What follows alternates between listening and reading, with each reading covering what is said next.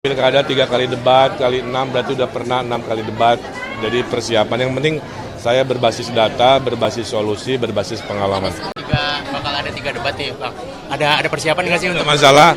Dua kali pilkada, tiap pilkada 3 kali debat, kali 6 berarti udah pernah 6 kali debat. Jadi persiapan yang penting saya berbasis data, berbasis solusi, berbasis pengalaman. Nggak ada, yang penting doain sehat aja.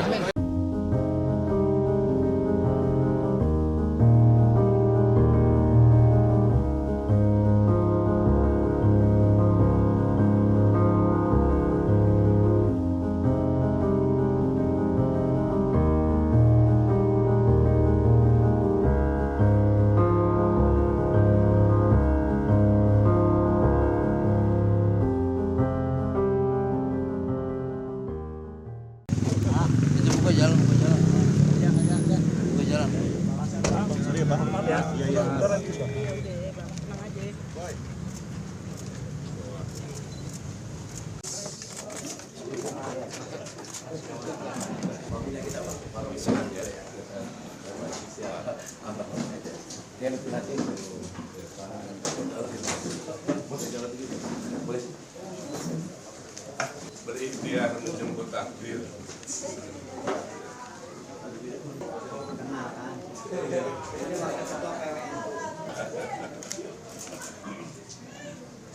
Sebagai orang Betawi ya, saya harus menyuarakan aspirasi masyarakat Betawi. Karena beliau biar bagaimanapun, kalau misalnya Allah kasih jadi ya, masyarakat Betawi itu bagian dari kota Jakarta. Dan kebudayaan Betawi adalah kebudayaan inti kota Jakarta. Kira-kira apa Pak yang dilakukan sama Pak Emil? Barangkali mungkin ada aspirasi yang barangkali apa yang diharapkan ataupun dilakukan oleh masyarakat. Memaksimalkan amanah Undang-Undang Daerah Khusus Jakarta, terutama pasal 31 tentang kewenangan pemajuan kebudayaan. Bagaimana budaya Betawi itu menjadi prioritas, karena biar bagaimanapun dia sudah terbukti merekatkan kehidupan berbangsa dan bernegara di Jakarta. Kalau persoalan mendukung, FBR punya mekanisme sendiri, sebab anggota saya juga banyak fungsionaris partai. Jadi tidak bisa dengan serta-merta saya secara jumawa memutuskan itu. Kalau persoalan Kantipmas, saya akan ambil kewenangan saya untuk memerintahkan semua teman-teman menjaga itu. Tapi kalau persoalan pilkada, saya harus bermusyawarah. Yang bisa dijamin adalah keamanan ketertiban masyarakat. Ya, artinya kita mendukung pemilu aman dan damai. Bang, setelah bertemu Kang Emil, ini dari FBR sendiri melihat sosok Kang Emil seperti apa, Bang? Saya kira saya nggak perlu panggil abang, karena sama seperti misalnya bebek jangan dipaksa berkokok. Karena semua punya eksistensi masing-masing, tapi tidak lantas itu menjadikan sebuah hal yang tidak bisa bersinergi. Saya kira nggak perlu harus jadi abang juga, beliau sangat menghargai Betawi. Sama seperti Pak Jokowi dulu ketika dia datang dari Solo, tapi kemudian pakaian sadaria, pakaian Betawi menjadi pakaian resmi di Pemda Jakarta. Jadi nggak perlu memaksakan bebek menjadi ayam atau ayam menjadi bebek. Nggak perlu harus saya katakan bahwa Kang Emil harus ganti hari ini menjadi Bang Emil, kagak pantas juga kan. Tapi saya kira komitmennya bisa kita pegang. Bang, Cakung ini kan kecamatan terbanyak, penduduk terbanyak di Jakarta ya, ada 600.000. Betul. Ini dari abang sendiri untuk mengkonsolidasikan agar Bang Emil menang di sini gimana, Pak? Kalau persoalan pemenangan saya bilang tadi, saya belum mendukung siapapun hari ini. Jadi yang jelas saya hanya mensukseskan bagaimana pemilu kada ini berjalan aman, damai, dan bermartabat.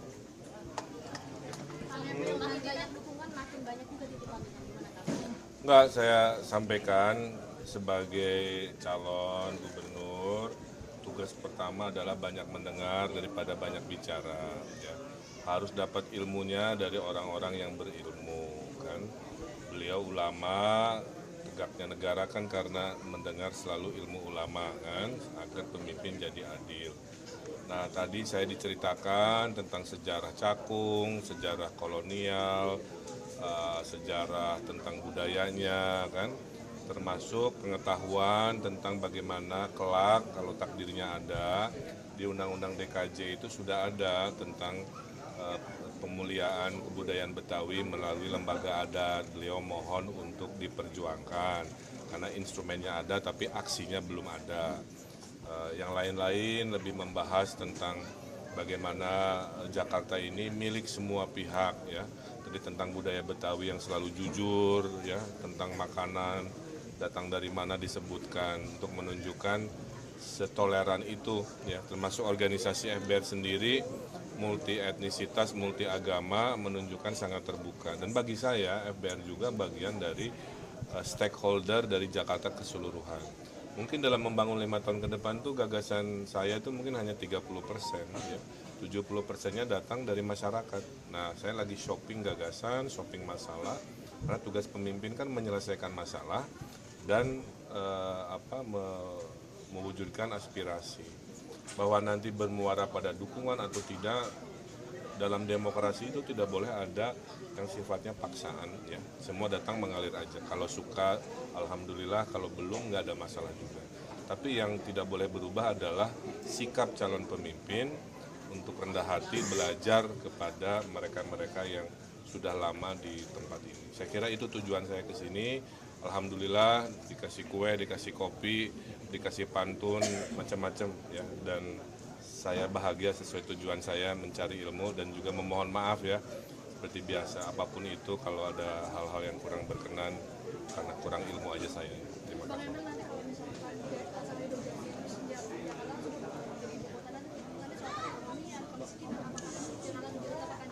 Tadi saya sampaikan juga ke Pak Kiai, waktu saya mungkin 70% ngurusin orang miskin, ya, karena kejomplangan atau gap itu masih tinggi.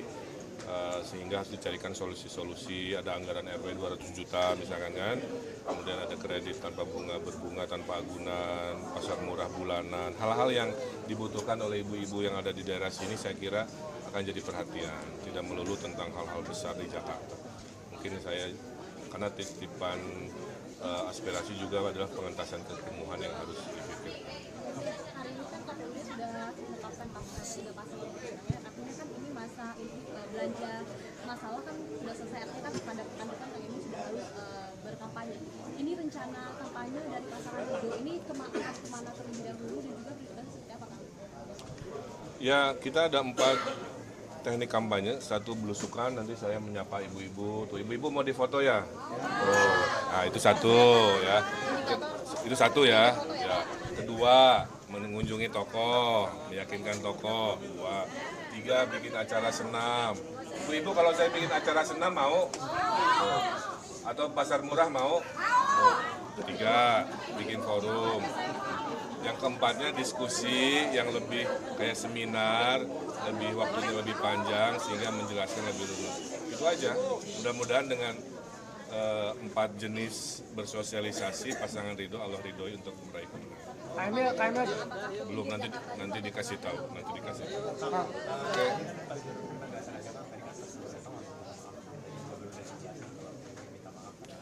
Karena begini, banyak orang mengkonsumsi tentang saya dari media yang sebenarnya cuma sepotong-sepotong, ya, dan cenderung salah paham. Maka saya minta maaf. Kemudian saya terangkan tadi, menerangkan asal usul, menerangkan program, kan akhirnya lebih paham. Dan itu mah adab aja, ya.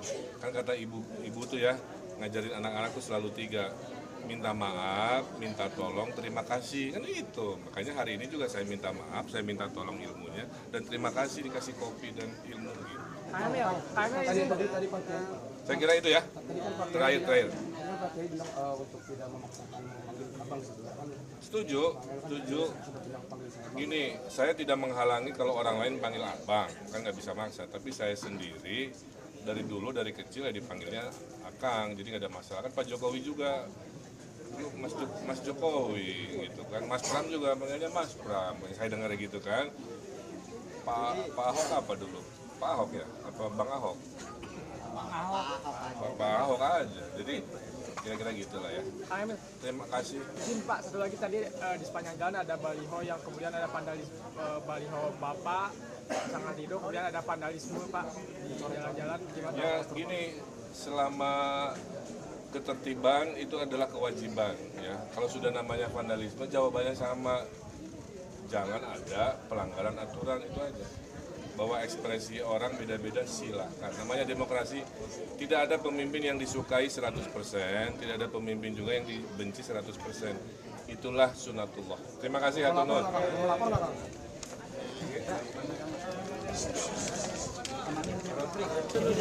Bagian di bawah, sebagian di bawah. Mundur lagi dikit.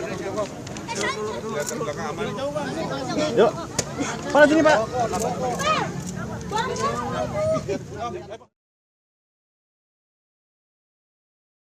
Menjunjung tinggi prinsip jurnalisme dalam setiap tayangan terbaiknya. Menghadirkan berita bernilai sebagai referensi. Gelar bicara yang tajam, Tidak, ini kan kebohongan dok. mengupas fakta demi fakta dan mendorong pencarian solusi. Serta investigasi yang mengungkap kebenaran. Rosi, Satu Meja, The Forum, Sapa Indonesia Malam. Nilu, ikuti semuanya bersama Kompas TV.